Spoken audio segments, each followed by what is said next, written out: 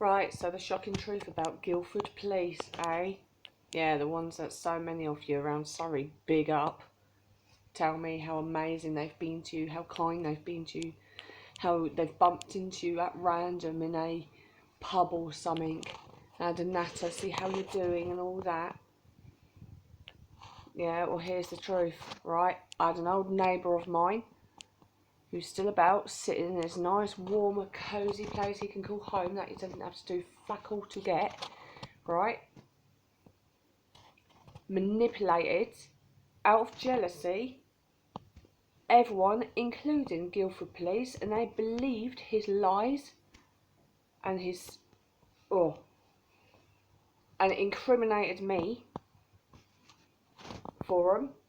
And even though all the things that they nicked me for, which were all false allegations that he made, all got dropped because there was no evidence, because they never happened, they're still holding them all against me, incriminating me.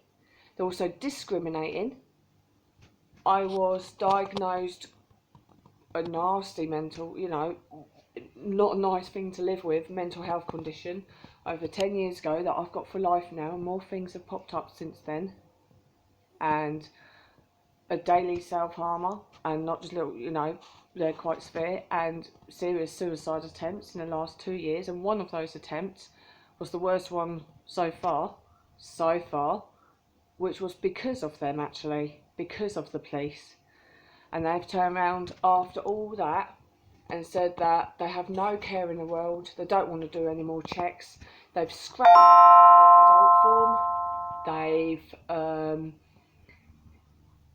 they don't believe anything's wrong with me. Yeah, these hypocrites who go around preaching it's not their job to keep checking on people or anything like that.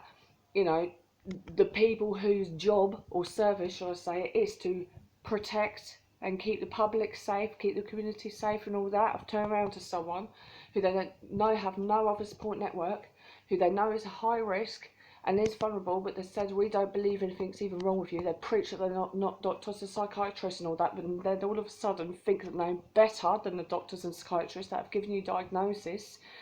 Said that they don't believe anything's wrong with you, they don't even believe you're a risk, even though they've dragged them, you out unconscious themselves after you slashed yourselves up.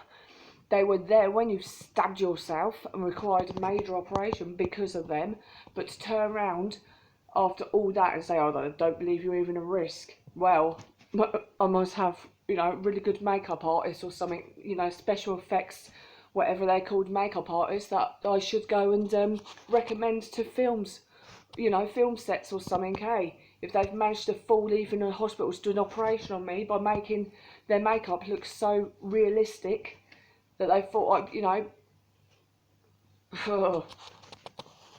and yeah, turn around and say you'll be left to rot behind closed doors if something happened to you in your own place because no one cares enough to check on you, keep an eye on you or anything.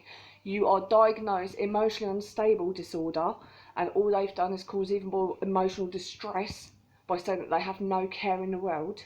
And then the hypocrites contradict themselves by going to people, right, people that you know personally, who they've got onto watch lists, go checking up on, up to 3 times a week as the normal routine, yeah, who are under all the right services, who have family, who have friends, who are actually admit that they're not really that much of a risk to themselves, and have actually tried to have a go at the police at Guildford for harassment because they won't leave them alone.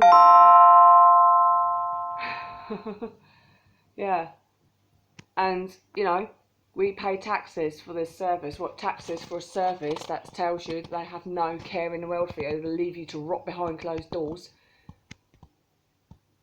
You know what I mean? You're not allowed any form of human rights. You're not allowed a single mate. You know what I mean? You're not allowed to talk to anyone because you've been incriminated. And they turn around and tell you that you've got to take responsibility for your actions. No. Not at all. The only people that have to take responsibility are services like them who have incriminated you, lied about you, neglected you, forcing you to become forcing so much emotional distress on someone who's already diagnosed emotionally unstable, had so many breakdowns, and all they've ever done is break down and show their emotions and shout and scream because they can't take it anymore.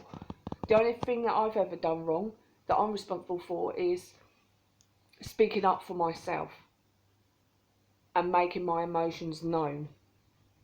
They're the ones who need to wake up and smell the coffee and take a good look at what was really going on with this old neighbour of mine, take responsibility themselves for their failures, meant to have a duty of care but can't even fucking do that. Yeah. And these lot get bigged up by people all the time around here.